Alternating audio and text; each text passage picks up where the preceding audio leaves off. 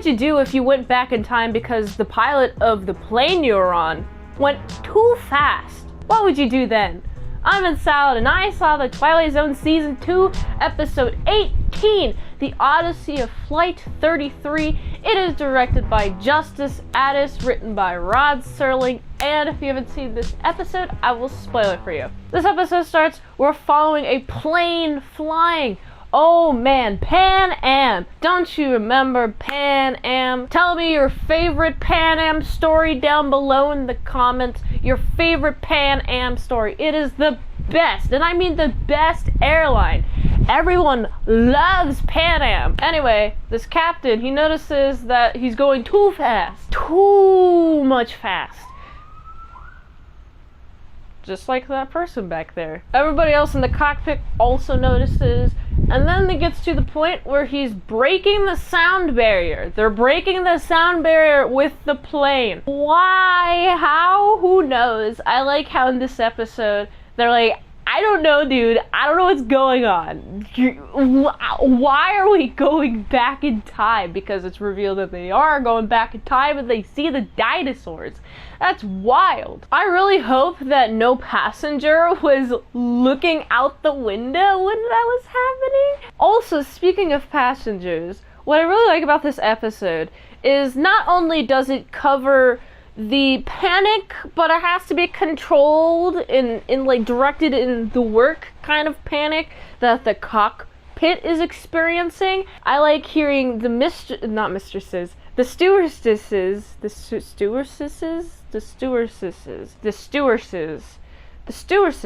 I like hearing their account of how the passengers are reacting. More and more throughout the episode, they're getting more and more complaining to the point where people are being outright hysterical. I guess people were looking outside when the dinosaurs were there. They're flying to New York from London. Where Manhattan is, there's nothing, and I mean nothing, just dinosaurs. They're running low on fuel. I learned something about planes while watching this episode. They do the fuel readouts in pounds instead of gallons. Wait, what's heavier, a gallon or a pound? Why do they do the pounds instead of the gallons in airplanes?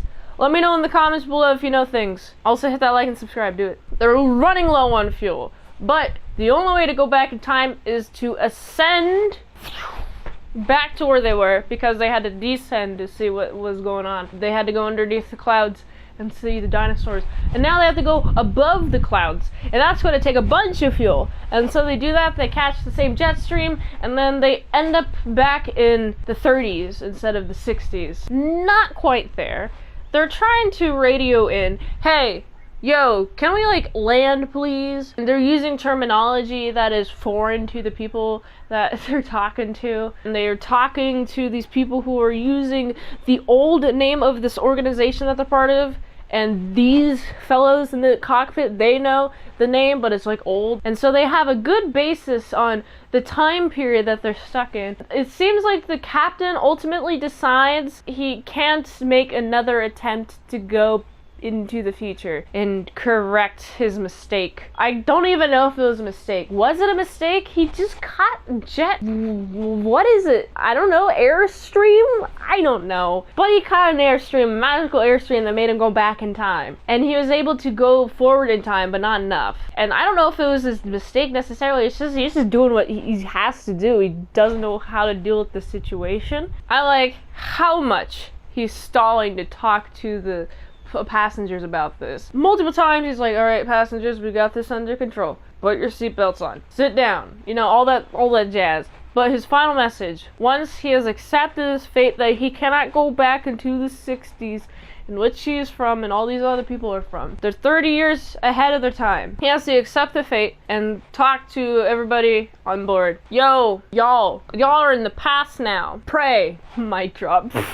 It wasn't exactly like that. Obviously not. But it was more eloquent because it was Rod Serling writing it. So I liked this episode. This made me feel bad for everyone on board because they're all stuck in the 30s now. Their lives gone. 30 years is a long time. Wow, it's so many so many years. Oh my goodness. It was like 5 years. That's still a lot of time. You can go see a Marvel movie and see what 5 years does to people who don't exist and then reappear again, you know? The blip, I think it was called. But 30 years, ugh.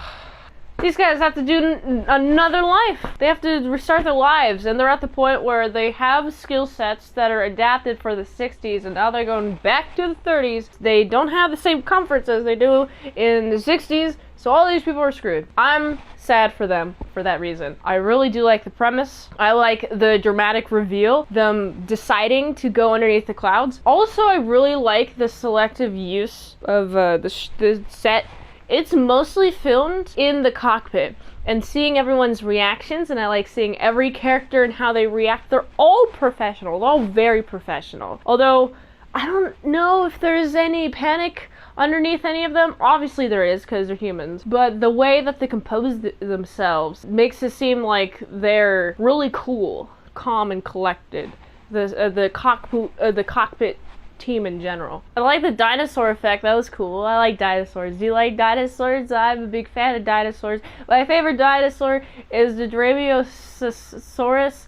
I think it's a predecessor to what's the one? What do you think of this episode? I don't know what I would change about this episode because it's great and it's dramatically done well. The dramatic pacing is good. Good job on the dramatic pacing. I enjoyed it. It creates a good sense of tension. Big brain episode. I'm gonna give this episode, it's a solid 7.09. No. 707 is the jet airliner, by the way.